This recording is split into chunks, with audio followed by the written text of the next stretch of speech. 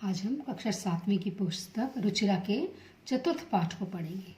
चतुर्थ पाठ है हास्य बाल कवि सम्मेलनम।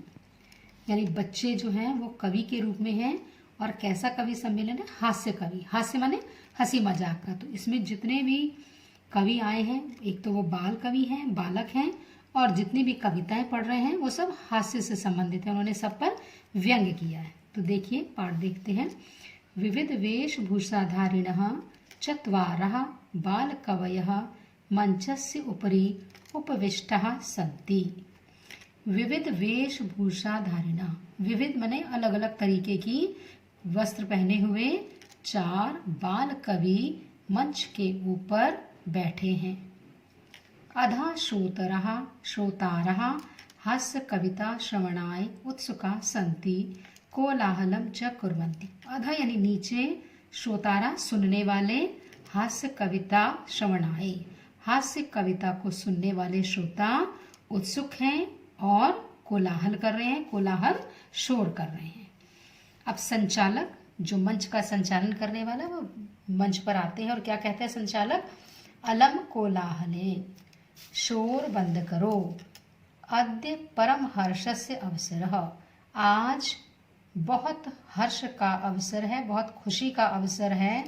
यत अस्मिन् कवि सम्मेलने, कि इस कवि सम्मेलन में काव्यहंतारः, काव्य का नाश करने वाले, कालयापका च, और समय को बर्बाद करने वाले। व्यंग्य के रूप में कहा गया है कि काव्य का नाश करने वाले और समय को बर्बाद करने वाले भारतस्य, भारत के हास्य कवि धुरंधरा, धुरंधर श्रेष्ठ, भारत के श्रेष्ठ हास्य कवि आए हैं। यही आओ करतल ध्वनिना, करतल ध्वनि तालियों के साथ, वयम हम सब, एतेषाम इन सब का स्वागतम कुर्म, स्वागत करते हैं। आओ तालियां बजाकर हम सब इनका स्वागत करते हैं। अब स्वागत करने के बाद सबसे पहला जो कवि है उसका नाम है गजाधर। मंच पर आता है और क्या कहता है गजाधर? क्या कहता है? सर्वेभ्यो अरसिकेभ्यो नमो नमः। अरसिक, रसिक तो होते हैं जो रस लेते हैं, और जो रस नहीं लेते वो क्या है? अरसिक यानी नीरस। तो यहाँ पर भी व्यंग है। सभी नीरस लोगों को मेरा नमस्कार है। प्रथमम तावत अहम आधुनिकम वैद्यम उद्देश्य स्वकीयम काव्यम श्रावयामि। आज मैं सबसे पहले आधुनिक वैद्य को उद्देश्य करके अपनी कविता सुनाता हूँ। यानी जो आजकल के वैद्य यानी आजकल के जो डॉक्टर हैं उनके ऊपर मैं अपनी कविता सुनाता हूँ। कविता क्या सुना रहा है? वैद्यराजः नमः तुभ्यं यमराज सहोदर, यमस्तु हरति प्राणान वैद्य प्राणान धनानि च। हे वैद्यराज नमः तुभ्यं, तुम्हें तो नमस्कार है। क्यों नमस्कार हो? यमराज सहोदर, तुम तो यमराज के सहोदर यानी भाई हो। तो वैद्यराज की तुलना किससे कर दी? यमराज के भाई से कर दी, क्योंकि यमराज भी प्राणों को हरता है और जो वैद्य है वो भी प्राणों को हरता है। यमः तु हरति प्राणान, यमराज तो प्राणों को हरता है। वैद्य प्राणान धनानि च, और जो वैद्य है वो प्राणों को भी हरता है और धन को भी हर लेता है। अर्थात यहाँ पर व्यंग्य किया गया है कि यमराज तो केवल मनुष्य के प्राण लेता है, लेकिन जो वैद्य है, जो डॉक्टर है, वो तो क्या करता है? पैसा भी ले लेता है और प्राणों को भी ले लेता है। सर्वे उच्चै हसन्ति, सभी जोर से हंसने लगते हैं। इसके बाद दूसरा कवि आता है जिसका नाम है कालांतक। अब वो अपनी कविता सुनाते हुए क्या कहता है? अरे अरे वैद्यस्तु सर्वत्र परंतु न ते मादृशा कुशला जनसंख्या निवारणे। अरे वैद्य तो सर्वत्र सब जगह है, परंतु मेरे समान जनसंख्या निवारण करने में, जनसंख्या को कम करने में कुशल न कोई नहीं है। मम अपि काव्यम इदम शृण्वन्तु भवन्तः, भवन्तः आप सब, इदम अब मेरे काव्य को भी सुनो। फिर वो अपना काव्य क्या सुनाता है? उसमें भी व्यंग्य है। चिताम प्रज्वलित्वाम दृष्ट्वा वैद्यो विस्मयागतः, न अहम गतो न मे भ्राता कसेदम हस्तलागमम। जलती हुई जलती हुई चिता को देखकर वैद विस्मय में आ गया, हैरान हो गया। चिता जल रही है, उसको देखकर एक वैद जो है बहुत हैरान हो गया कि क्या सोचता है, न अहम गतो, ना तो मैं गया, न मे भ्राता, और ना ही मेरा भाई गया, कस्य इदम हस्त लाघवम। तो ये किसके हाथ की सफाई है, यानी ये जो व्यक्ति है ये किसके द्वारा मारा गया, क्योंकि ना तो मैं गया हूं और ना ही मेरा भाई गया। तो ये कुशलता, ये हाथ की सफाई किसने दिखाई। सर्वे पुनः हंसते, सब फिर से हंसने लगते हैं। इसके बाद तुंदिल, जिसकी तोंद बड़ी हुई है, जो कि तोंद किसकी बढ़ती है, जो खाने का बहुत शौकीन होता है। तुंदिल नाम का एक बालक आता है, बाल कवि तुंदस्य ऊपरी हस्तम अवतारयन्, अपनी तोंद के ऊपर हाथ फेरता हुआ।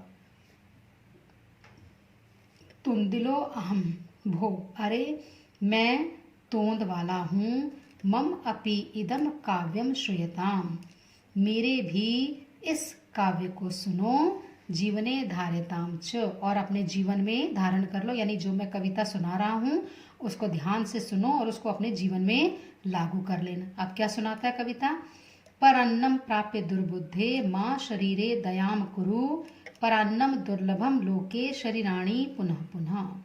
दुर्बुद्धे, हे दुर्बुद्धि वाले, पर अन्नम प्राप्य, पर यानी दूसरों का अन्न प्राप्त करके, यानी दूसरों का अन्न प्राप्त करके, शरीरे दया माँ कुरु, शरीर पर दया नहीं करनी चाहिए। यानी अगर आपको फ्री का खाने को मिले, दूसरों का अनाज खाने को मिले, तो अपने शरीर पर दया मत करो, उसको खाते जाओ। क्यों खाते जाओ, पर अन्नम दुर्लभे लोके, क्योंकि लोके इस संसार में दूसरों का धन पान मिलना, दूसरों का अन्न मिलना तो बहुत मुश्किल है। शरीरानी पुनः पुनः, शरीर तो बार बार मिल जाएगा, यानी शरीर तो बार बार मिल जाएगा, लेकिन जो फ्री का भोजन है ना दूसरों का, वो मिलना कठिन है। इसलिए अपने शरीर पर दया मत करो और जो फ्री का जितना भी अन्न मिलता है उसको खाते जाओ। सर्वे पुनः अट्ठासम करोते, सभी जोर से हंसने लगते हैं। इसके बाद चार्वाक नाम का एक कवि आता है।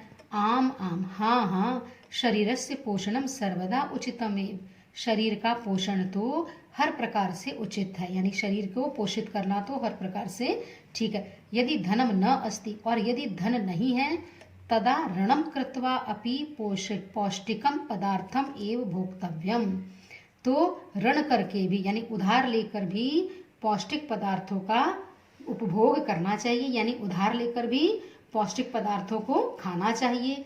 तथा कथयति चार्वाक कवि, ऐसा ही तो चार्वाक कवि ने कहा, क्या कहा, यावत जीवेत सुखम जीवेत, ऋणम कृत्वा घृतम पीवेत, कि जब तक जियो सुख से जियो, और क्या करो, ऋणम कृत्वा घृतम पीवेत, ऋण कृत्वा उधार लेकर भी घी पियो, यानी अपने जीवन के सारे शौक पूरे करो, चाहे तो आपको उधार लेना पड़े।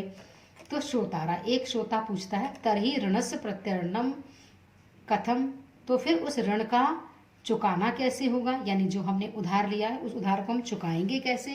फिर चार्वाक कहता है, श्वेताम मम अवशिष्टम काव्यम, सुनो मेरा बचा हुआ शेष काव्य सुनो, घृतम पीतवा श्रम कृत्वा ऋणम प्रत्यर्पयेत जनः, घी पीकर श्रम यानी मेहनत करके लोगों के उधार को उतार दो।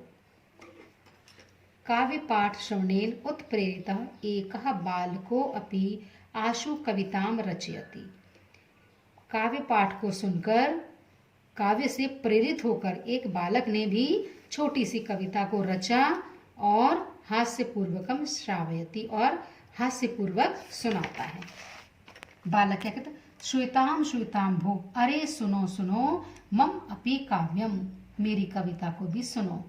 गजाधरम कवीम चैव तुंदिलम भोज्यलोलुपम कालांतकम तथा वैद्यम चार्वाकम च नमामि अहम, कवि गजाधर को, तुंदिल तोंद वाले, कैसा तोंद वाला, भोज्य लोलुपम खाने के शौकीन, खाने के लालची तोंद वाले को, कालांतक को, कालांतक यानी यमराज को, और वैद्य को और चार्वाक को, अहम नमामि मैं नमस्कार करता हूँ। अर्थात ये सारे कवि जिन्होंने अपनी अपनी कविताएं सुनाई हैं, मैं इन सभी कवियों को नमस्कार करता हूँ।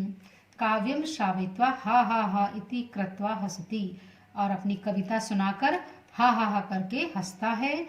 अन्य च अपि हसंती, दूसरे लोग भी हंसने लग जाते हैं। सर्वे गृहं गच्छन्ति, और सभी घर चले जाते हैं।